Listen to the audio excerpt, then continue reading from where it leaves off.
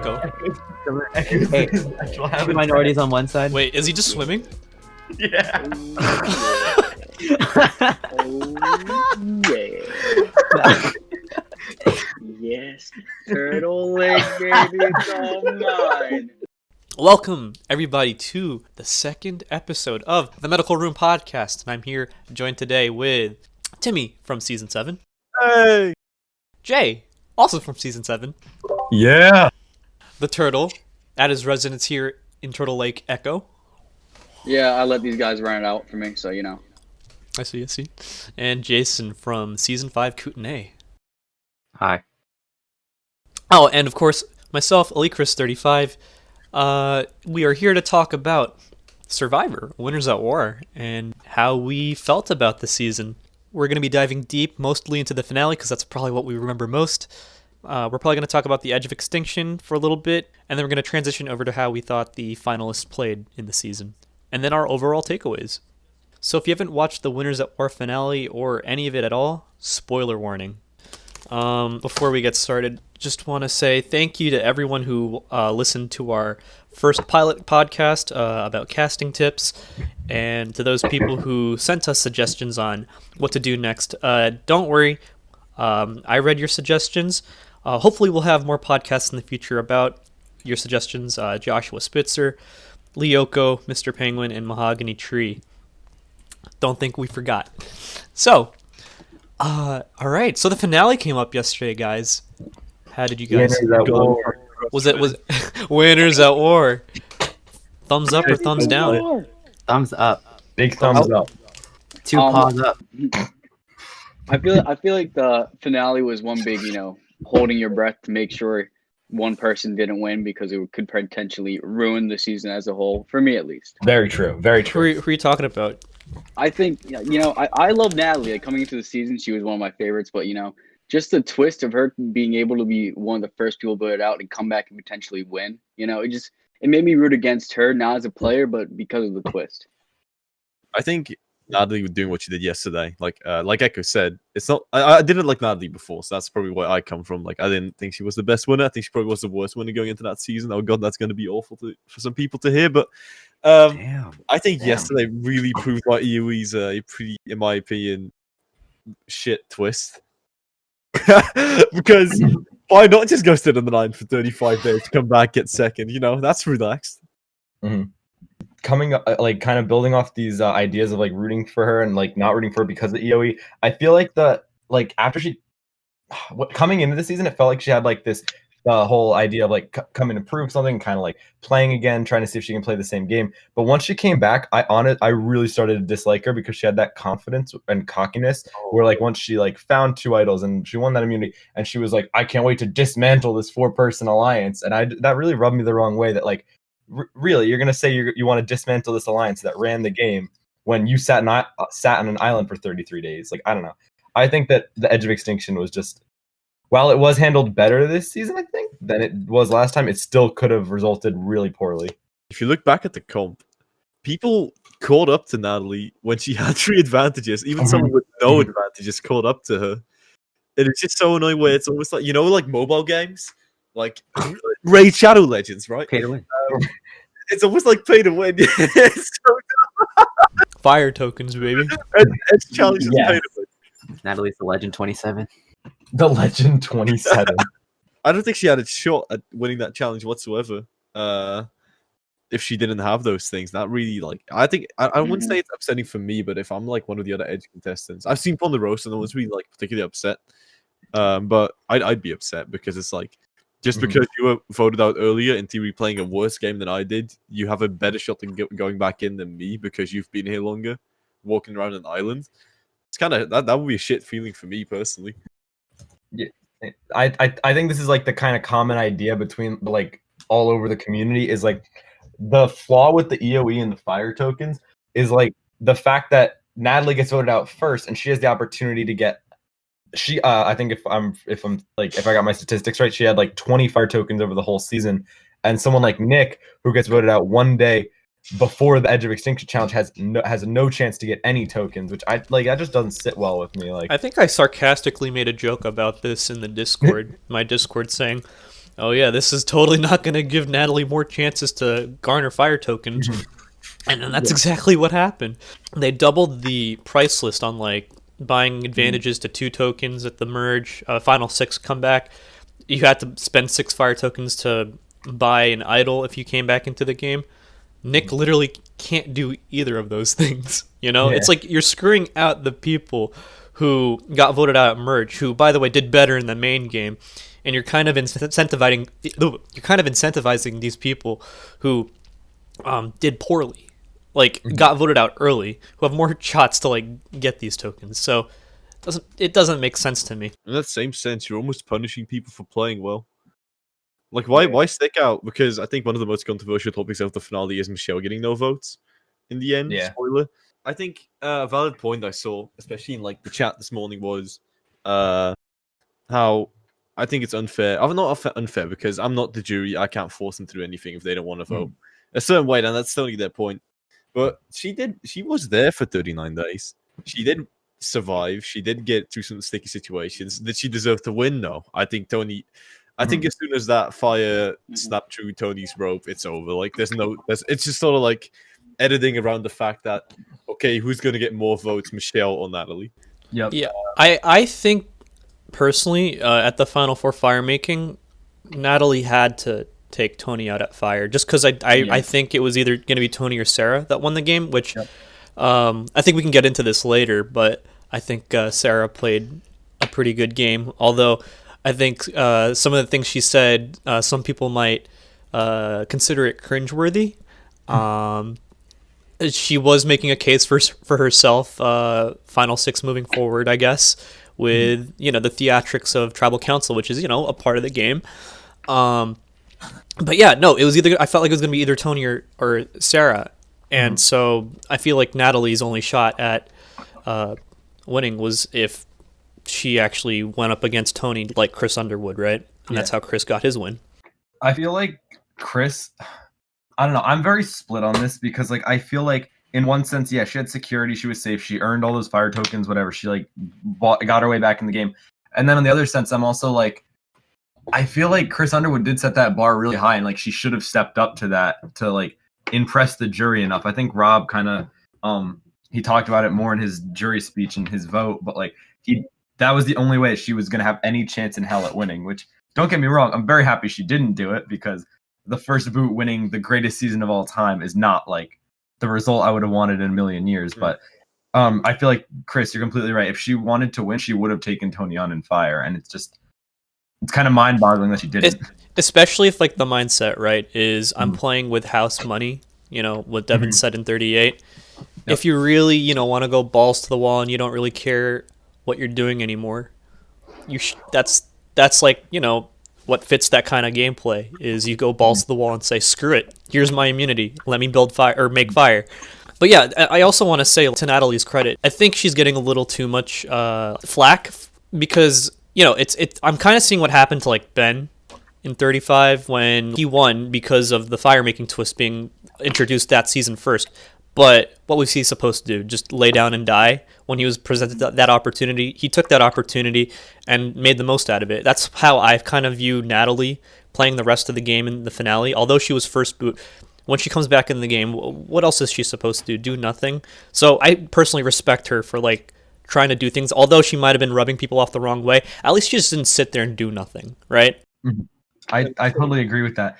I just feel like at that point, like you said, house money, I feel like at that point she kind of had no real moves on her resume. And like, obviously they saw Edge of Extinction because the season filmed right after the finale. So, and Tony referenced it. So they knew about all the stuff that happened in the moves and like how Chris took Devon's on in fire. I'm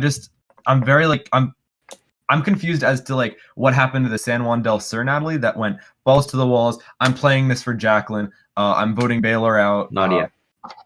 Yeah, it was Nadia on the season. But yeah, I'm just confused like what changed between her balls to the wall gameplay in San Juan del Sur when she didn't even have like a safety net to fall back on to Winners at War where she's earned her way back in the game. She doesn't really have a resume by day 35 and like she knows that this is kind of like the only way that she can get a resume and she doesn't take it. I don't know. I feel like it's because she spent 30 some other days on the edge of extinction. She never talked to Tony, Sarah, or I think that's all of them. So like coming into like compared to her original season, she spent the whole entire season with the final six, so she knew, or final five, so she knew exactly She had who she can inroads. trust. Yeah, she had inroads with everyone compared to this season where she just met some of these guys and she rather make it to the end instead of, oh, I just got in the game for nothing. I go home right there. So I'd rather just make it to the end than go home. I think it's not the same as last Edge of Extinction because compared to EOE, all these players, everyone's still in the game are known variables. These people have played before. You've met everyone who's on the edge. They've talked about them. So I think that's for Chris. Yeah, for Natalie, I think not so much that argument. And then in general, just the entire finale. If we're talking about that anyway, the way how stubborn Ben and Sarah were about being convinced that Natalie didn't have an idol. It's did you not see Edge of Extinction? Yeah. I actually want to say something about this because I think what was going through the players' heads, this is my theory, could be completely off. But my thing is, because, Modern Survivor feels like it's now a modern day like cat and mouse game between production and the players. I think some of the players were thinking, because like this is what I would think, is, oh, people didn't like the outcome of season 38 with Chris basically being given an idol and being able to use it upon returning into the game and using that as a way to like build his resume to get his win. So I think some of those players were thinking, oh, production wouldn't actually, hand an idol to whoever returns into the game and have another Chris situation, which granted, they didn't give her the idol, right, per se. She actually got the fire tokens. But again, because fire tokens felt so unbalanced on the edge of extinction to people who were voted out early, knew where to get the fire tokens, it kind of felt like she was being handed an idol in a sense. That's what most of those winners were probably thinking, like, oh, there's no way that like production would quote unquote give like a free idol to whoever comes back in the game and like, completely unbalance the number of idols in the game, like game changers. Sense you're still giving anyone who's on the edge an idol because especially for Natalie, the first boot, she had so much time to explore the entire island. All she had to wait for isn't like a challenge to come up, run out, get a few tokens, buy it, or extort someone. That's it. Practically, I still think that's basically giving someone an idol when you're there with Amber, who's like physically weak, in my opinion. Like that's almost the same thing. I've seen the argument online, like, a lot, and like within Chris's Discord included, that like Natalie did earn those fire tokens, that she did play hard, but like you look back and it's like, what competition did she have? Like she was really there the whole time. She knew right when it said the stone throne or whatever a few episodes ago, she ran right to it. She knew what it was. Yeah, like Jeremy had been there less than like 6 hours, and like he had no clue where the edge of extinction was. So I think that not really like a physical like game advantage, but I feel like being on the edge was just such a big advantage that you guys are right. It was like handing her the idol pretty much because she had such a long time to get tokens. It's weird because like I see both arguments of it felt like she was being handed the fire tokens, but like at the same time I don't want to take away from the fact that like Natalie the person did have to work for those fire tokens just like anybody else, and it just sucks. And it goes back to my point of like it just sucks how like people like Chris Underwood, Ben, Natalie, they get flack because they basically extorted the twist as well as they could on their seasons, but because they took advantage of the twist that people don't like, they get shit on the internet. Yes. When like I feel like if there's anyone to be critical of, it probably should be production. Don't hate the player, homie. Hate the game. That's what I've been saying. I think the end lesson is no more edge. No more edge. Or at least no more end game where someone can come into the finale and win the game edge. Maybe something like pre-merge edge, just not finale edge. Okay. Wait, so how about this idea? All right, because when I did my Vindicator's Key, right?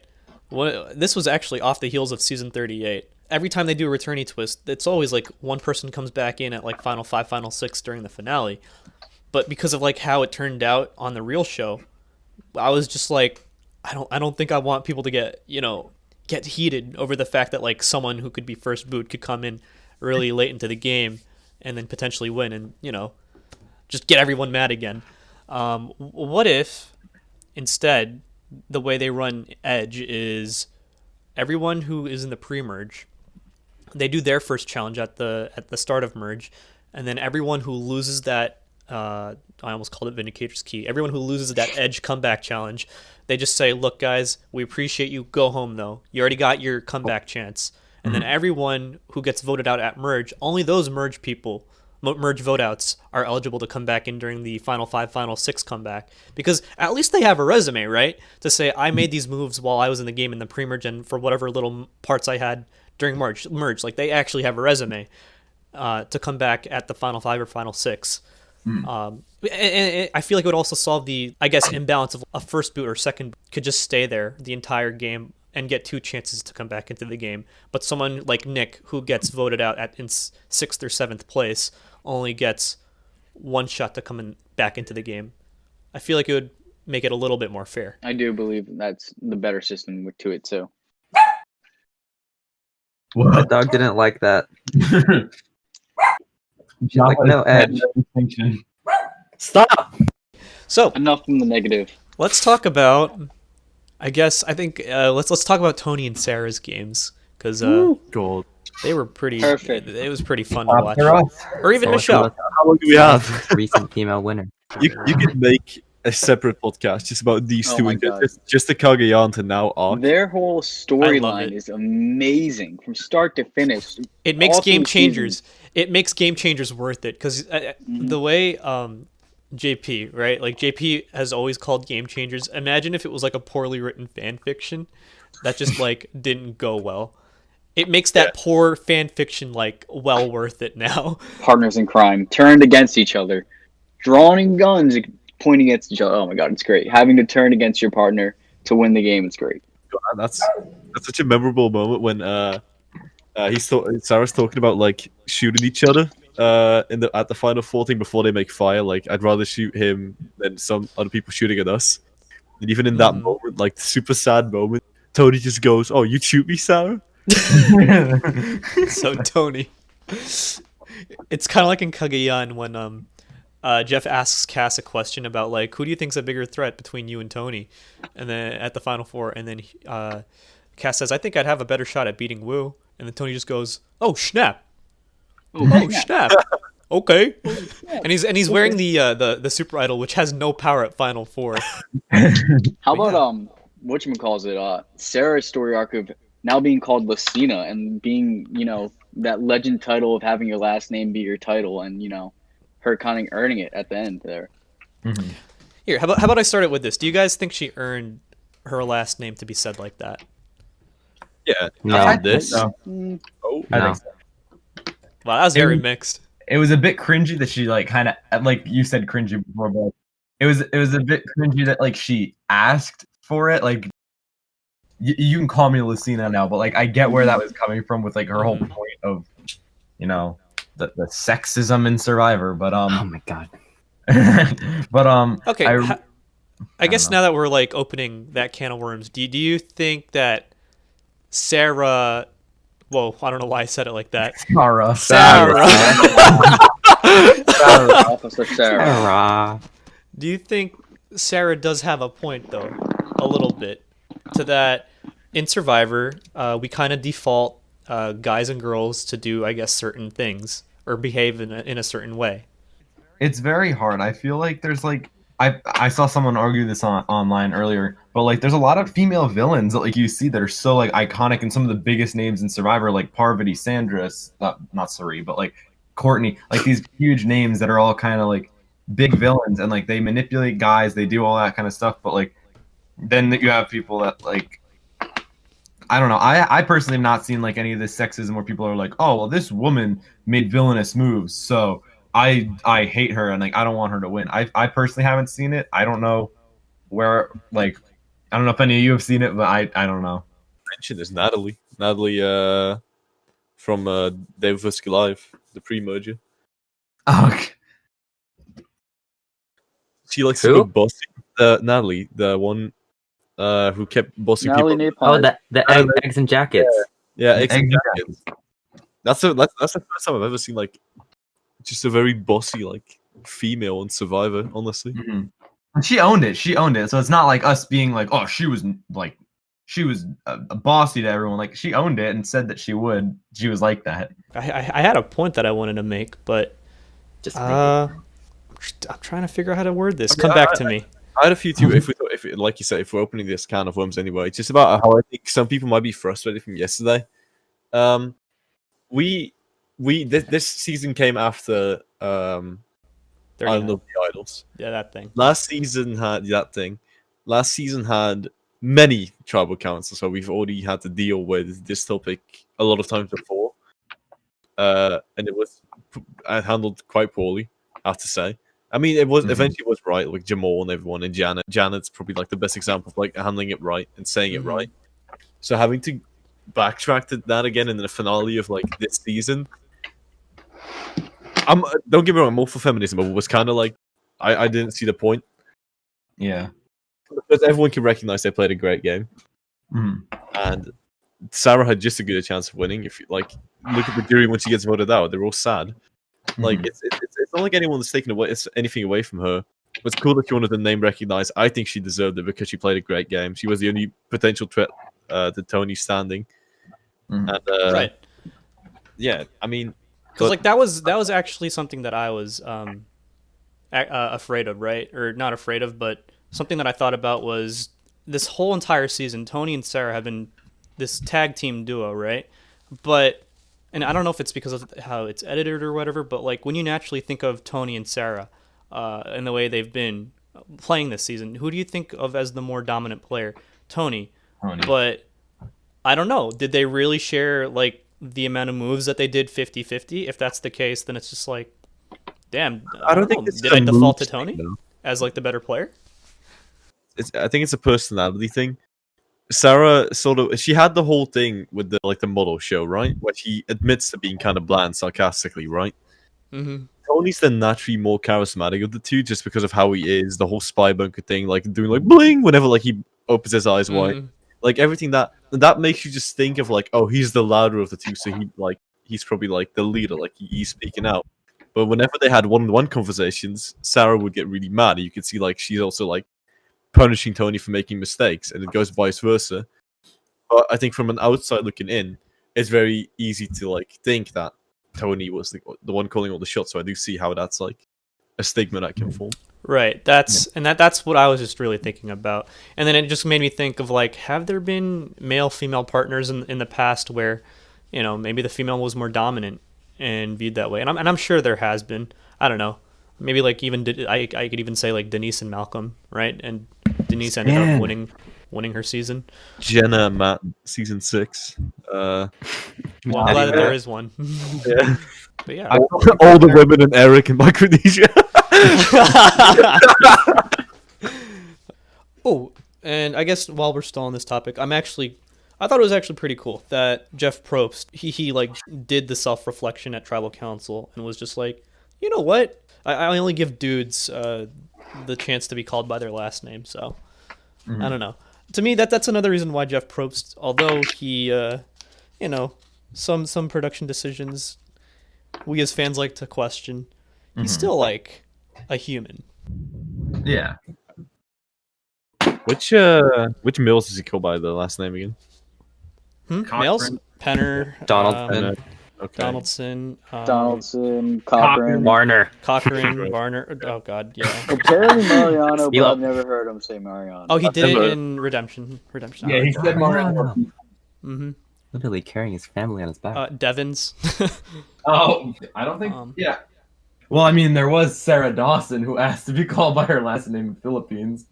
Wentworth. Oh, Wentworth. Oh, Wentworth. Yeah. Wentworth. Scoop in! She's Oh, probably, Oh. Redacted. thank you all for listening. Right, gonna head to court now. But yeah, no, I mean, now that you say it, like, yeah, he's actually said Wentworth. So, but then again, I don't know. It was you Wentworth think and that stems Wigglesworth. from Wentworth just and because there's Wigglesworth. 2 Kellys? Yeah, I think it was because there were two Kelly. Probably. But I will say it did sound pretty badass when like Wentworth was said 9 times does not count. So Yep. At the cost of one of the best players. But that's for another time. Sorry, Jen. Yeah. But yeah, although it was a bit cringeworthy, I think Sarah's theatrics at Final Six was when she started to like, I guess, shoot up in her stock to win the game. I think, in my Yeah. opinion, It seemed very forced. right? Albeit forced, it kind of painted the narrative for the jury, right? Which is, that's all that really matters in that game. It doesn't matter what we think; it matters what they think they're seeing out on the island. Okay, maybe we should talk about Tony's game because like this is Ooh. the new Oh, king. yeah. This is the Incredible. new king of Survivor. Come on, Zero he's votes. Spy Nest. Zero Zero votes. votes, dude. Any other season, right? Like I think he would have had a shot to have played a perfect game because when you're gonna have 16 jurors, I think it's just gonna be impossible, especially when you can't even see some of those jurors in the pre-merge just because of how swaps pan out. You don't get to talk to all the jurors, so I don't think there's a shot of him really winning a perfect game this season. But the fact that he had 0 votes, pretty good. And you're Never 4 votes away from the perfect game is crazy, especially with a 16-person jury. Mm-hmm. And think about it this way: he never met Ethan or Parvati during the game, and I think they really only voted for Natalie. Parvati probably, like, I think she said something about like the feminism stuff, but like Ethan really only probably voted for Natalie because like they spent all that time on Extinction together. And Jeremy is really just like, he said multiple times that like Natalie is like a sister he's never had, so like that vote was pretty obvious. But And the whole Tyson vote with her Yeah. basically buying Tyson an idol yeah, could have potentially bought his vote there. I think they had like, I think Tyson and Natalie probably had a bigger relationship on Edge of Extinction than we saw, which I don't think is like necessarily the idol bought his vote. I feel like their relationship made her buy him the idol, which then made like in turn just like their relationship kind of gave his vote to Natalie anyway. Does that make sense? I don't know if I phrased that like correctly. No, it makes sense. Yeah. That'll definitely helps too. Yeah, the idol definitely helped. Hope Tyson likes the souvenir. All right, how about we like try to slowly go through Tony's game, or not super slowly, but just like reminisce a little bit because yeah, we might be all hung up on the finale and how the finale was just one big, is he gonna win? Is he gonna win? Yeah. Tony really did make the season electrifying, and although it's not my personal #1 season of all time, he definitely boosted it up there for me in like my top, I'd say like probably top 10, right? I just find it amazing how a man can literally do nothing and be praised on it. Like his gameplay was, I'm gonna lay low, not do anything, be on probation, and it worked for him. It literally worked for him, and everyone praised him for playing a great game by basically doing nothing and being on probation.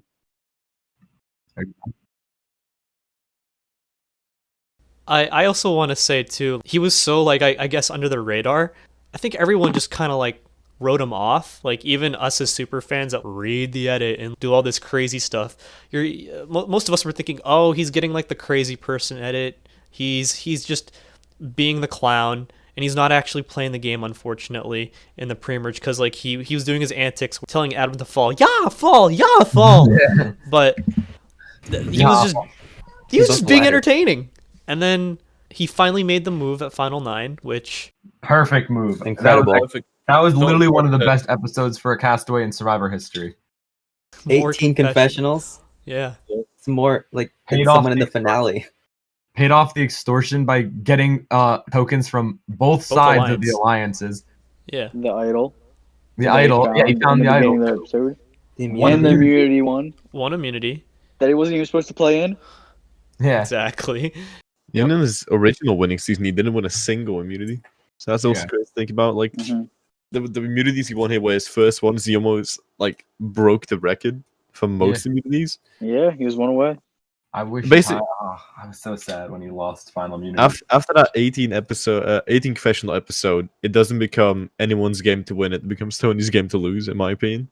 Mhm. After that, it's either like Tony wins or Tony goes home and someone else wins. There's no wall. Well, at that point, he's not even a decoy winner, I think. It was fairly obvious that Tony was gonna win, in my eyes. I was getting scared that he was getting a similar treatment to Devon's, though. I was getting That's what I thought too. I was getting kind of nervous that he was going to be painted as the biggest player of the season, and he was going to kind of run the show up until the end, and then the Edge of Extinction returnee comes back and slays him, and that's the justification for their win. Which, like, I got really scared when rumors started circulating that it was Natalie, and I'm like, no way is the first boot about to come back, slay Tony, and then win the game. So yeah, I was holding my breath going into it. I think it's all like we've said before. I think it's very interesting about that Tony had to be anyone but himself to become himself again. He had to pretend to be Like he someone couldn't he help didn't- it. He couldn't help it. No. So like, seeing a cookie right in front of you, you really want to take it. You know it's going to be good if you take it. Don't But- bite the apple. But don't bite the apple. And he did that really perfectly. And then as soon as he could, as soon as he had like the comfort to do it, I mean, there wasn't a Grabbed the single cookie. misstep, except maybe Ben. But then again, that sort of benefited him too, Yeah. because Oh. yeah, that's the only one he didn't know about who was going home. Also, I think worth noting is I love Tony's read, even though it wasn't exactly a move, but at Final Six, just knowing how whack, Edge of Extinction can be, Mhm. and the fact that his game at that point was taking a page out of the Queen's book, Sandra, of self-preservation. Just make sure, you don't die from a twist or something dumb. He basically risk managed the Final Six vote off to ensure he'd still be in the game at Final Five and pick up the pieces from wherever they may land. Uh-huh. Mm-hmm. I mean, I'll just go. Well, what is there like? There's so much you can say, but then again, at the same time, the whole season basically is Tony. Final Nine onward, so Yeah. everything you talk about from that point forward is Tony. So if you're Mhm. talking about Tony's game, you're basically talking about the entire game because everything involved Tony.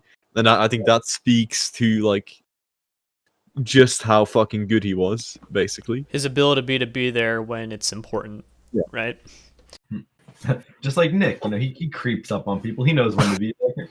Oh, if Poor you're opening guy. that can of worms, I think they. I don't know if we're ready to move on from Tony, but they did Nick really dirty in the edit. Yep.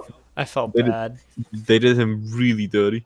I Because did. every time someone wanted to make a move that came to Nick, they needed his vote. The Sophie vote came to Nick. Next vote came to Nick. But every single time they painted him as this like weirdo that no one wanted to talk to, and I feel like that's And I think super understood. right, and Ponderosa. my I think the way they probably were trying to shape Nick was that he makes a mistake at the end of his game, so therefore we don't have to like emphasize Nick so much in the edit, which it sucks. It really does suck, especially when season 4 is supposed to be a celebratory season, but at the same time it's just tough to include everyone in the show when you do have 20 people with Especially like with- 15 of them living on Edge, right?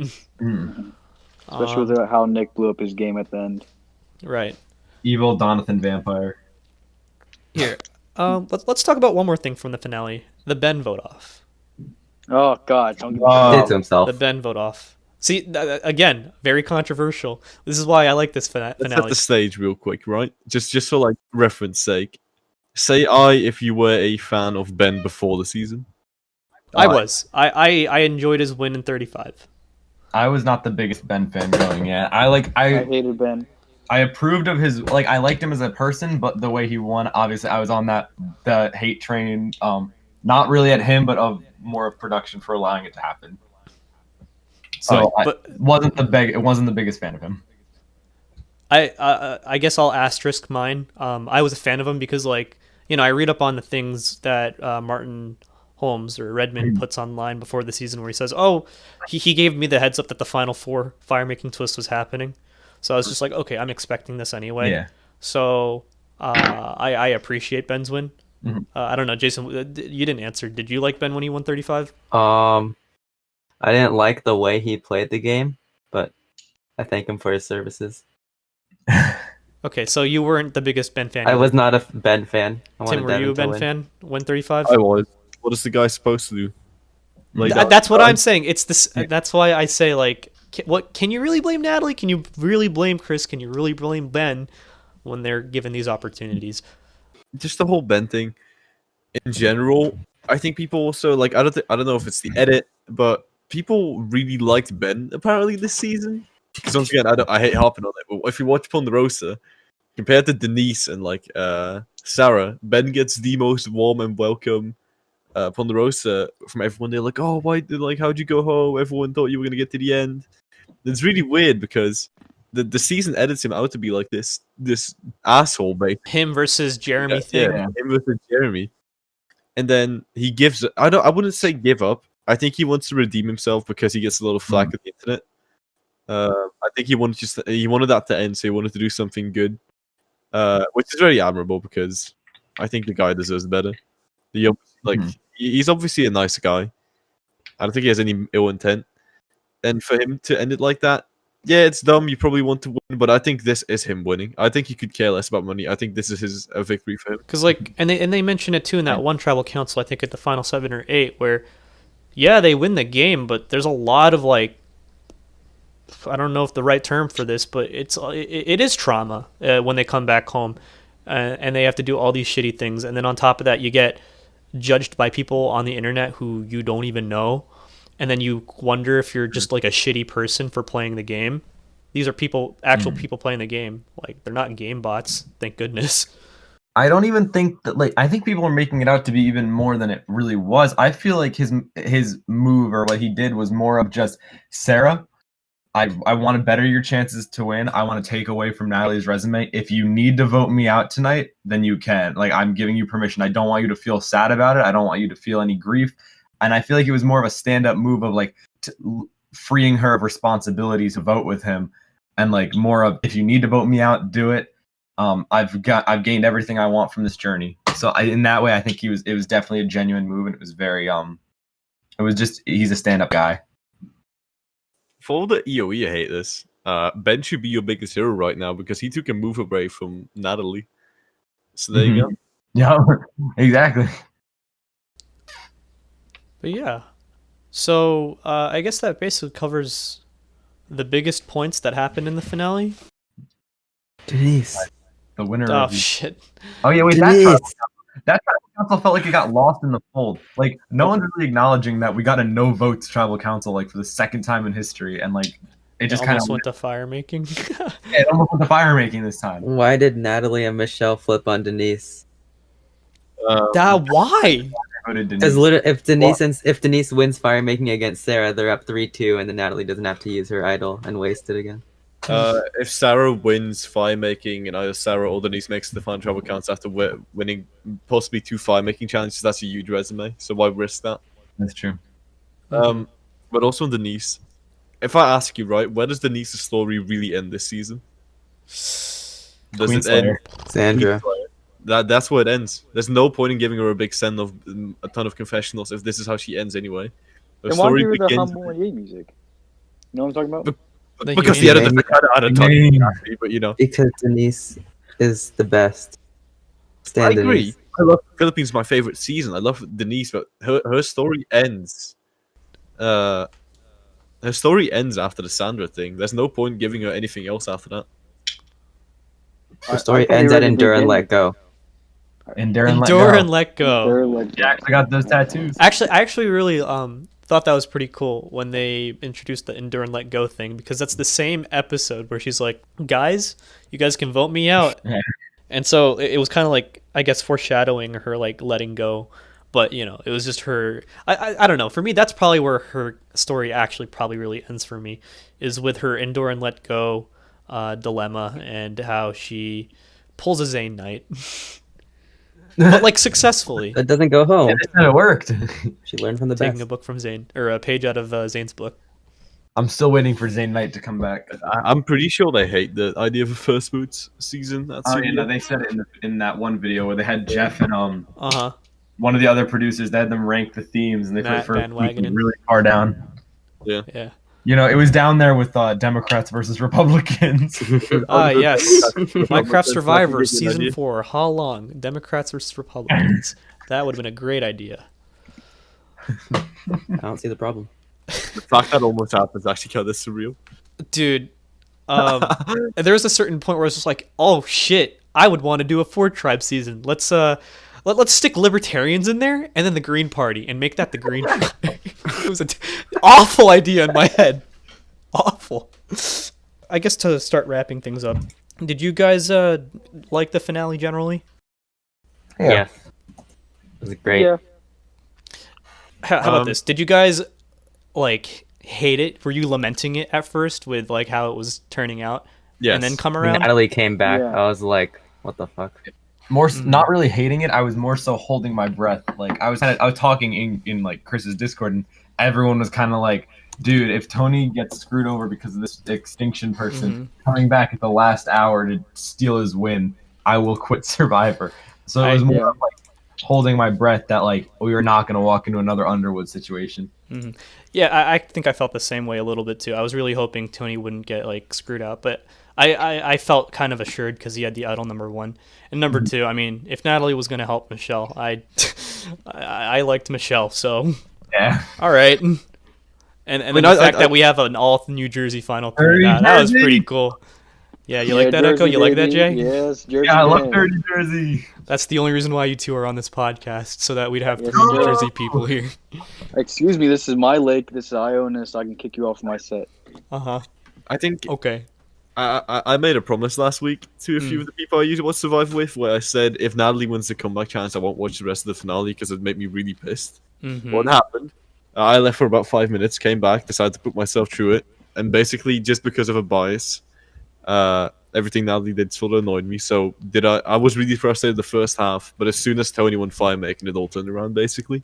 I was gonna say for me, it all turned around when the whole Final Five situation happened with Ben, because at that point I didn't think it was Natalie's game to win. It was basically more between Sarah and Tony, and I think it was just setting up for the Cops Are Us fire making, which was very iconic at the end.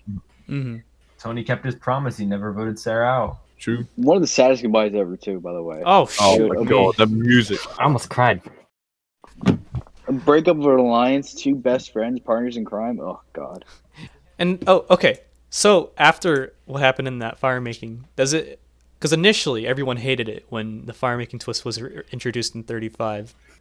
Do you kind of like it now because of how it Nah, panned I out? mean- I like it now that it is known to all the castaways that it is happening. Yeah. Okay. Like, That's fair. from the second they step on that island. I felt like the main criticism with 35 wasn't the fact that the fire making actually happened. It was more of the fact that it happened at the last minute and no one really knew it was happening. And it was kind of branded as an advantage for Chrissy when it was really suspicious that people...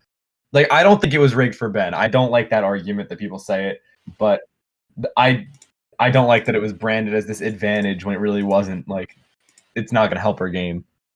I think this is the peak of the fire making. I think there's no Yeah. possible way Yeah. that fire making could be better than this. It was to the wire, an ultimate storyline between the amazing alliance, and it's just you can only go down from here. There's no way fire making can be better than this. Let's hope that someone can clip that and then come back when we have the most intense fire making ever next Right. season. That's what I'm thinking. Oh yeah, and they make me look like an idiot. I've always preferred the idea of voting. Now, usually the final vote, unless it's really tight lines, ends in 2-2 anyway. And the rule just being if the first vote ends in 2-2, you go to fire making.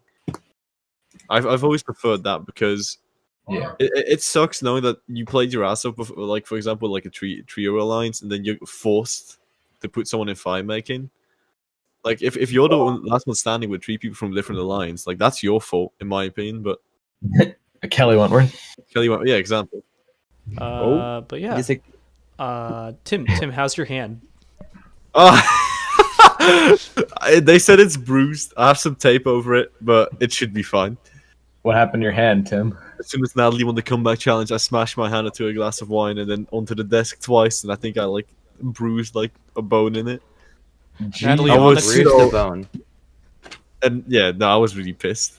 I mean, I still respect him as a player, but she was my least favorite winner going in, so that just kind of sucked.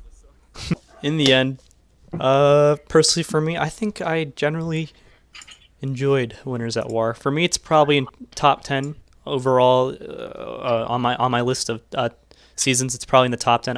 Where do you guys think you would rank Winners I at give War? it top 5 for me. Top 5. Top 5? Oh. Okay. I don't think as bad as it sounds, I don't think it was as good as David versus Goliath. I don't know why. I just like love that season, and I think that was like kind of the pinnacle of modern Survivor. So that's kind of where I'd rank it, like top 5. Almost as good as One World. You know, let me amend that. I think this is number 1 in terms of gameplay because you can tell everyone was trying to play everyone this season. For like an All-Stars gameplay wise, I think it's really, really, really hard to top Cambodia. I don't think it did, but it came very close. I think I think for me it'd be top 5, but it'd be number 5. Maybe it's like maybe sleep on it like two or 3 more nights, but for me right now I think it's good. It's for me it's above Heroes vs Villains. Ooh. But I think it's definitely, it has its faults, but it's very much the spectacle of it all that makes it so good. In terms of winning games, I think that for me, I would say this is number 1. I haven't seen all the seasons, but like this one's probably my favorite winning. Watching the winner You play. talking favorite or like most dominant? I even say both. I like dominant players. So I think if it's dominant, if it's between Tony and Boston Rom. Yeah. No. That you're forgetting someone. Kim? Natalie Oh, yeah. White. Oh, Brian. You can't forget Brian. Oh, Brian. At all. He's a shit person, but I'll always respect him as my personal favorite, most dominant winner ever. Iceman, dude. Overall, I enjoyed it. I can't really think of anything from before the finale, but Sanders a quitter. God, that shit. was. I would have loved to see her on the jury, but as soon as she got out, there was no way it was happening. Yeah. My heart just dropped. Nah, I'm kidding. She's not a quitter. Honestly, God, out of everyone in that season, I get why she quit. The Edge. She wasn't gonna win anything anyway. So no, I don't. that, think and she's if a her quitter. view on the game, right, is very to the core of like once you get voted out, you're voted out. I mean, hey, that's if you're anti-Edge, Sandra's like kind of like doing you a favor by like making it a point and telling it just straight to production's face, I am leaving this island. See ya. But I'm also that way though, because gonna bring this topic up again. I hence why I didn't vote Corkegger in Caribbean. I'm very against like utility twists. But if I was maybe that's hypocritical. I don't know. If I was ever like on the season with them, I'd still use them because it's given to you. Right. I just think it's a really bad twist. Okay. Prometheus Peak is better. But yeah, overall, I think season 40 was a really great celebratory season for the show. I don't know. I was elated. I was happy, I guess, the whole way through, watching every week. It was nice looking forward to watching Survivor Wednesdays again, because after like last season, and there were so many Wednesdays where I was like, oh yeah, Survivor's on. Now it was like, I can't wait. Whenever the episode ended, it's like, okay, only 1 week and I get to see how this continues. Yeah. So that's no, it was very much like I said, the spectacle. Especially with like, we have nothing to do. This was a good thing to look forward to every week. It's longer episodes, goddammit. Why don't they listen? They have nothing to do. Just make them longer. Well, I mean, they 90 kind of did episodes. they gave it to us in the finale. Yeah. A longer episode. But at the expense of a reunion. Yeah, that's true. Yeah. They'll do their own Zoom reunion, I'm sure. No, I think I like the way that this one ended with 3 hours of just game. Because then we got the scenes of like Sarah and Ben and Tony in his spy nest.